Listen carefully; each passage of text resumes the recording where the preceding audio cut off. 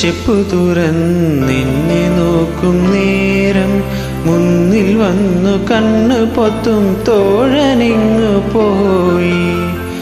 കാറ്റു വന്നു പൊന്മുളതൻ കാതിൽ മൂളും നേരം കാത്തു നിന്ന തോഴൻ എന്നെ ഓർത്തു പാടും പോലെ.